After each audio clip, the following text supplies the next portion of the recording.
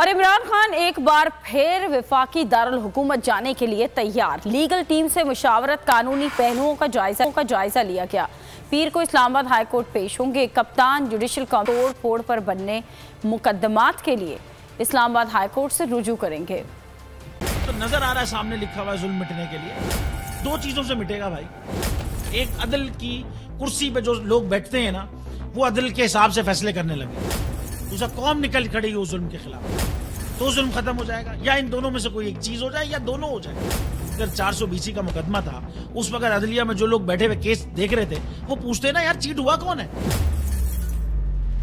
जब उनको दिखता कोई चीट नहीं हुआ, केस खत्म कर देते। तो जालिम जुल्म कर ही नहीं पाता। 9 जजेस ने नोट बिफोर किया मेरे केस को यार, 1.5 साल चला। शख्सी जमानत का केस, सेम केस इस्लामाबाद में कर दिया। एक ही इल्जाम पे 2 केस हो नहीं सकते भाई।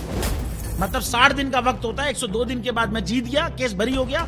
102 दिन के बाद अपील फाइल की, एक्सेप्ट कर ली। नहीं करते ना एक्सेप्ट, खत्म हो जाता ना जुल्म यार।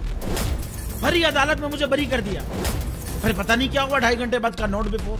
मैं नहीं सुनता ये केस, खड़े रहते अपने फैसले, मिट जाता जुल्म। अल्लाह ताला ने बिठाया इन कुर्सियों पे इनको यार, ये अल्लाह ताला की तरफ से फैसले करने हैं। तो या तो ये फैसले आएंगे, जुल्म मिट जाएगा, या कौम खड़ी हो जाएगी जुल्म के खिलाफ।